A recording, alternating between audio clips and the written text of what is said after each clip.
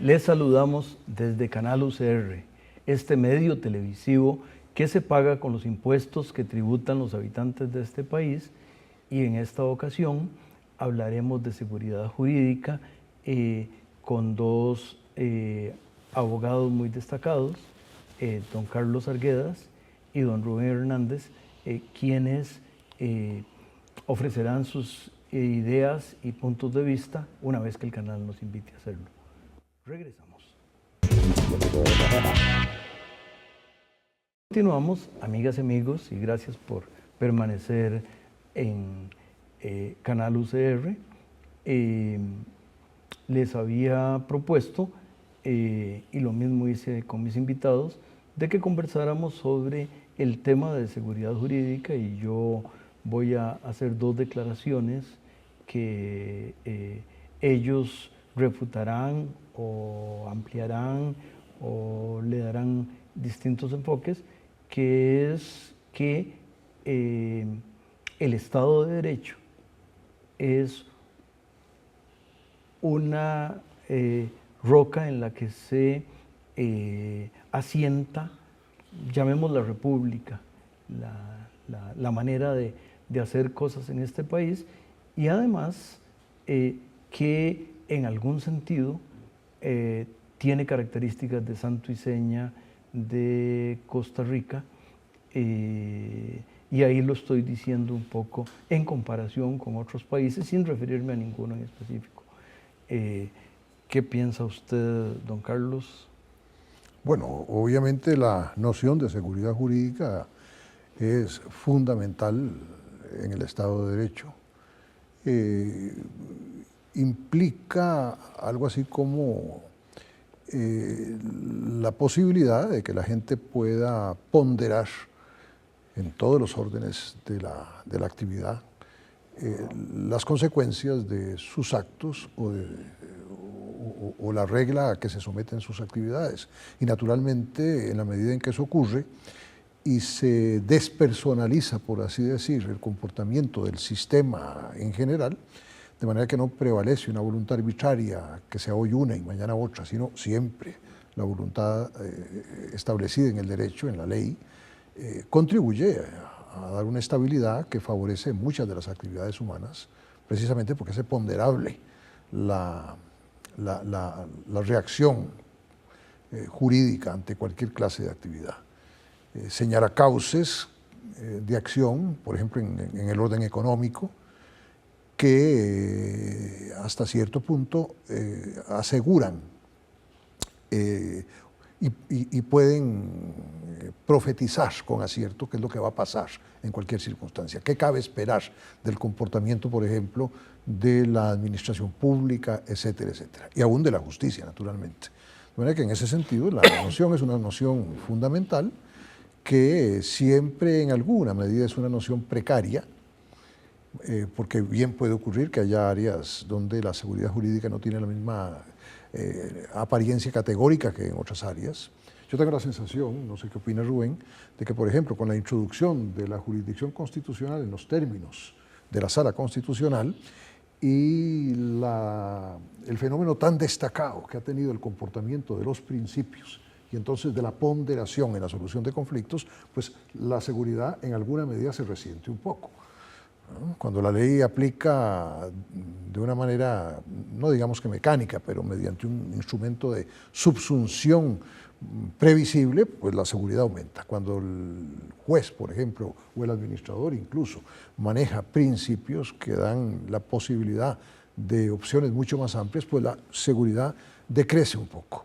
Y ese fenómeno creo que ha ocurrido en los últimos años en Costa Rica, donde algunas actividades creo que se han resentido por ese tipo de comportamiento, que sin embargo es una modalidad también, por otro lado, de garantizar otro tipo de valores o de derechos. Don Rubén, debí haber entrado primero con el tema, porque el tema es muy técnico y aunque el programa no está planteado, es un conversatorio entre nosotros con los televidentes, pero tal vez una omisión mía fue, y si tal vez usted me quiere auxiliar con eso, la definición de o Estado de Derecho o seguridad jurídica o ambos. Bueno, por Estado de Derecho se considera tradicionalmente que hay tres características. Una es que rige el principio de legalidad, es decir, que las actuaciones de la administración pública tienen que estar expresamente consagradas en el ordenamiento en términos tales que lo no autorizado está prohibido. En segundo lugar, tiene que haber la existencia y el respeto de los derechos fundamentales, es decir, en un Estado de Derecho tiene que garantizarse la existencia de los derechos fundamentales. En tercer lugar, se debe garantizar que el Estado sea responsable por sus actos, es decir, cualquier acto del Estado, acción o omisión que viole algún derecho fundamental, tiene que haber la posibilidad de lograr que el afectado pueda resarcirse. Y como cuarto elemento estaría la existencia de una justicia administrativa y una justicia jurisdiccional que garanticen efectivamente esos otros principios anteriores. Ahora bien, ¿cómo se inserta ahí la seguridad jurídica?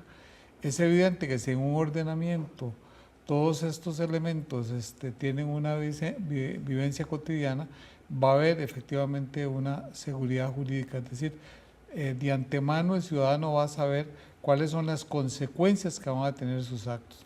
Los ingleses son los que tienden a definir mejor la seguridad jurídica y dice que es conocimiento sobre la predictibilidad de los actos, ya sea sobre todo del Estado como de los particulares. Entonces, desde ese punto de vista, la seguridad jurídica es la certeza o el conocimiento de antemano de cuáles son los efectos que va a tener sobre la conducta de las personas, de cada uno de nosotros, las acciones estatales y eventualmente también las acciones de los particulares.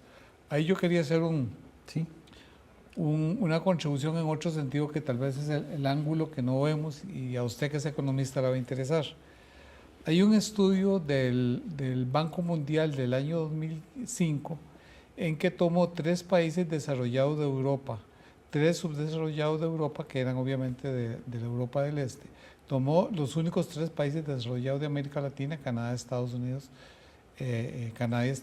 perdón, solo esos 2, y tomó 3 países subdesarrollados de América Latina y luego también tomó 3 países desarrollados de Asia y 3 subdesarrollados. Y utilizaron 20 variables para determinar qué era lo que hacía que unos fueran desarrollados y otros no lo fueran.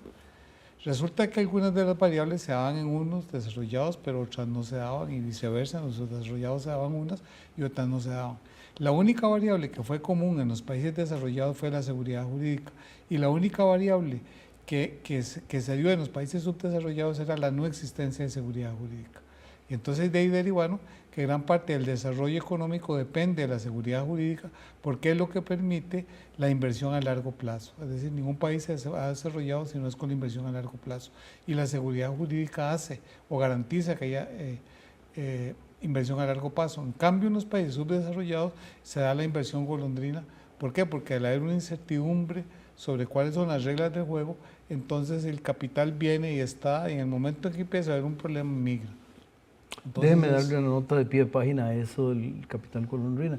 Implica además una lectura de que las tasas de rendimiento, a alguna gente le gusta decir retorno, pero retorno para mí es regresar, entonces la tasa de regreso a mí no me suena bien. Entonces la tasa de rendimiento tiene que ser muy alta porque en el poquito tiempo que tiene que pasar entre ahora y el momento en que me quitan la concesión o me quitan la regla, tengo que agarrar todo y por ende la grada que hay que subir para desarrollarse es un escalón muy alto dado por esa. Eso es una nota de pie de página de economista. No, pero a mí me parece que es muy interesante ese estudio porque demuestra el papel importantísimo que juega en el Estado moderno y desde el ángulo económico el tema de la seguridad jurídica.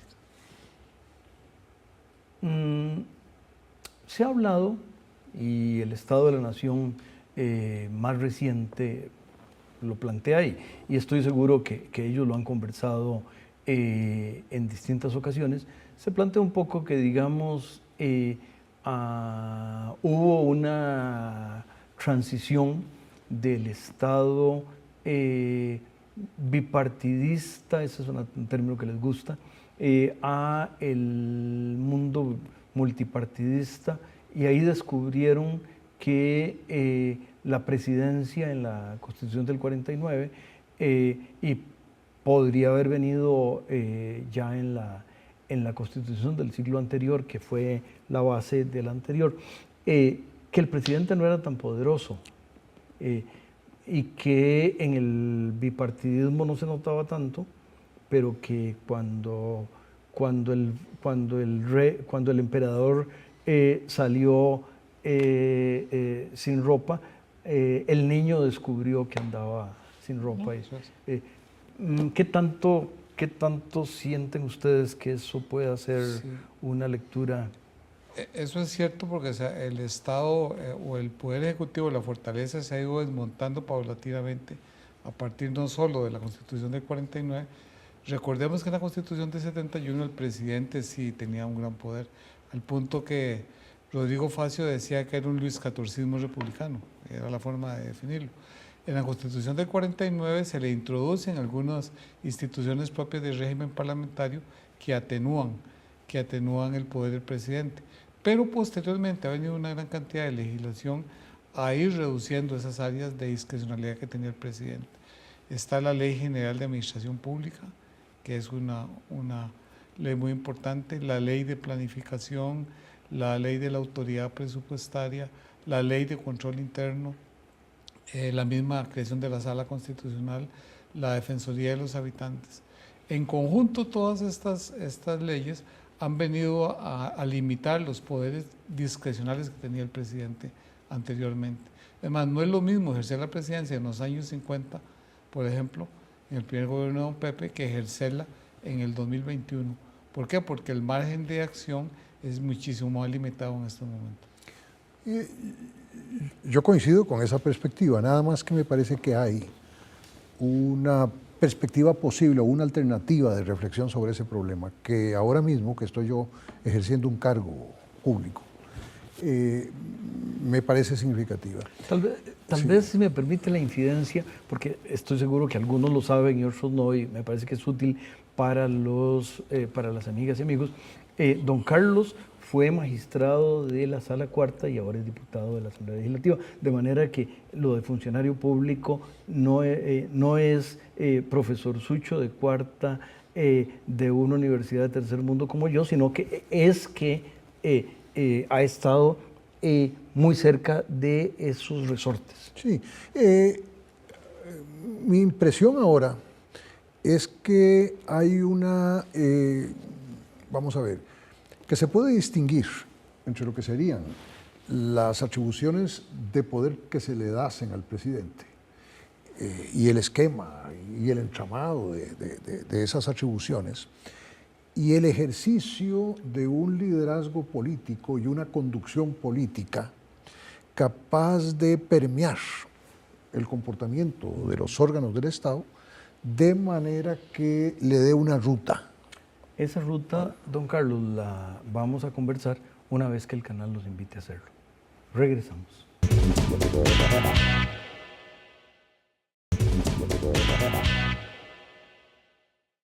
Continuamos, amigas y amigos, conversando, y don Carlos estaba redondeando una idea que me parece muy importante. Sí, en esencia lo que decía es que es cierto que la figura del presidente como un sujeto dotado de poderes ha decaído en vista de un entramado legislativo, es decir, de legislación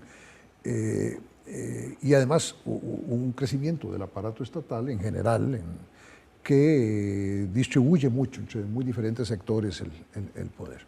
Sin embargo, decía que entonces lo que exigiría ese nuevo comportamiento del sistema jurídico político es una nueva modalidad de ejercicio de una función que difícilmente en la organización estatal hay alguien que la pueda cumplir de una manera más visible, más notable que el presidente de la República.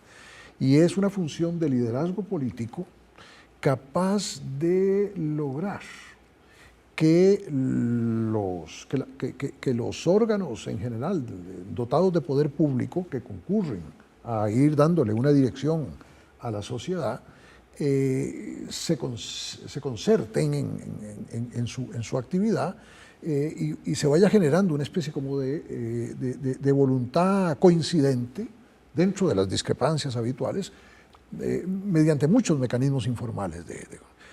Cuando el liderazgo político de que el presidente está dotado naturalmente por su visibilidad, por su origen, incluso por su ascendencia histórica, cuando eso falla y cuando el presidente o la presidenta de la República no se convierte en ese y no toma conciencia sobre su función decisiva como líder político transitorio de una colectividad, el sistema sí muestra todo su enchavamiento y todas sus falencias. A mí me parece que el gran problema, quizá transitorio, quizá no, del comportamiento de nuestro sistema político en este momento, no es como se ha dicho, por ejemplo, el fraccionamiento de la Asamblea Legislativa en una cantidad de fracciones minoritarias en general, sino que es el hecho de que no hay una voluntad firme de asunción por parte de la Presidencia de la República de tomar para sí ese papel de conductor en medio de las limitaciones jurídicas y todo lo demás, de manera que paute y algo así como sea el director de una orquesta que si no se dirige bien, desafina. Pero que si se dirige bien, crea una armonía política y probablemente conduce las cosas a una cierta armonía social. A mí me parece que nuestro gran problema, al final de cuentas, no es tanto ni el crecimiento del Estado en ese sentido, ni el entramado de frenos y contrapesos que ha ido aumentando, etcétera, sino que es el hecho que yo particularmente desde mi perspectiva actual resiento mucho de un liderazgo que efectivamente se ejerza y que sea fiable en cuanto a liderazgo. De manera que no tenemos un referente político al que acudir para tratar de encauzar el país por una determinada ruta.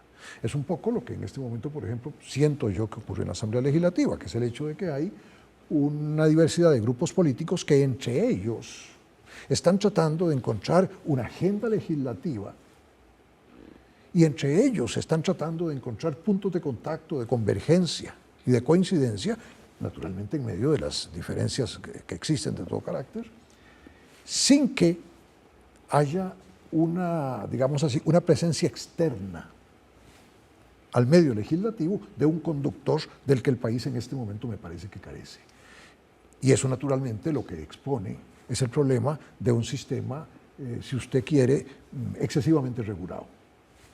Usted puede dotar al presidente de la República de plenos poderes, que si sus características de cualquier naturaleza, intelectuales, humanas, no favorece el ejercicio de su liderazgo, lo va a desperdiciar.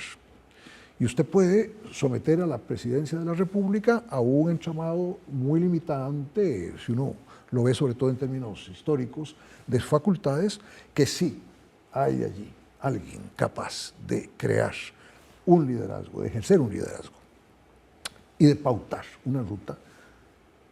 Los factores se concertan, porque hay muchos mecanismos informales de concertación entre los órganos del Estado, a pesar de la diversidad de competencias y de los límites de todo carácter. Ese me parece que es en esencia el gran problema. Rubén. No, concuerdo totalmente con Carlos, porque definitivamente uno no puede soslayar el elemento del liderazgo político. Es decir, las grandes diferencias entre los gobernantes la han hecho el talante de cada uno de ellos y el liderazgo que ha podido ejercer en su particular situación histórica. Inclusive algunos han vivido situaciones mucho más difíciles que la actual, tanto económica como socialmente, y sin embargo salieron adelante porque tenían un liderazgo, tenían, digamos, una ruta trazada, sabían hacia dónde iban y fueron capaces de negociar con todos los actores políticos, llámese partidos, llámese fracciones parlamentarias, cuáles eran las soluciones más adecuadas en ese momento para hacerle frente a las crisis. Viceversa, ha habido otros presidentes que sin estar en momentos de crisis, sin embargo, se nota como que hay un desconcierto y el país no avanza porque simplemente no tienen esa capacidad de concertación con los demás actores políticos.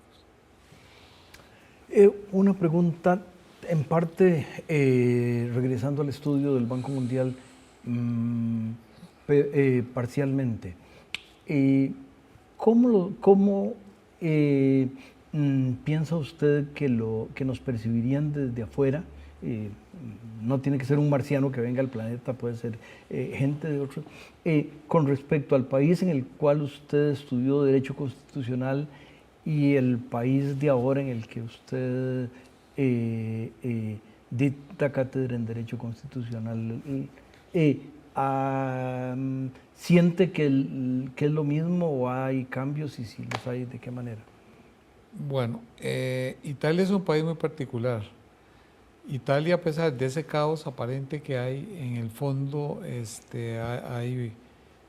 país avanza porque a final de cuentas hay consensos entre los grandes actores y hay seguridad jurídica, que ese es un elemento fundamental. Ahí sí hay seguridad jurídica, es decir, los procedimientos son expeditos y hay que aprobar una ley, una reforma constitucional en 2-3 meses a prueba.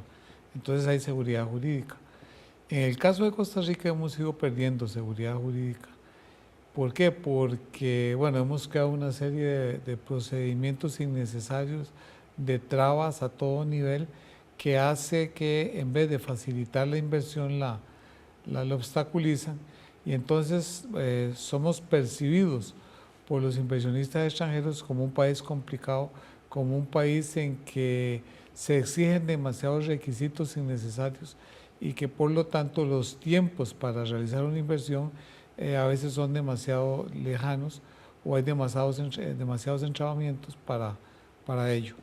Y por ejemplo, a veces los cambios de criterio no favorecen. Por ejemplo, si aquí vino una gran cantidad de empresas a las zonas francas y resulta que de pronto quieren ponerle un impuesto a las zonas francas, entonces obviamente eso crea desconcierto entre las personas que invirtieron, que esperan una inversión a largo plazo, y resulta que se les va a poner un impuesto, entonces ya muchas de esas empresas posiblemente saldrían del país. Y así hay muchos campos. Las municipalidades juegan un papel importantísimo, de que inventan constantemente nuevos requisitos con tal de atraer nuevos tributos y desalientan la inversión. El caso típico lo vimos con las municipalidades que establecieron reglamentos para el establecimiento de las torres para la transmisión eléctrica. Entonces hay algunos cantones en que como todavía el problema no se ha resuelto, hay muy mala señal porque no se pueden poner las torres nuevas. En cambio, las municipalidades que entendieron que es un asunto nacional, asunto país, permitieron las torres, no emitieron ninguna reglamentación y en esos cantones hay mucho mayor cobertura que en otros cantones. Por ejemplo, un caso típico es Curridabat. Curridabat es uno de los cantones más desarrollados y sin embargo tiene una cobertura pésima porque todavía no se han puesto de acuerdo la municipalidad y las operadoras para la instalación de las torres. Qué interesante y además qué importante en la vida diaria. El derecho es de todos los días.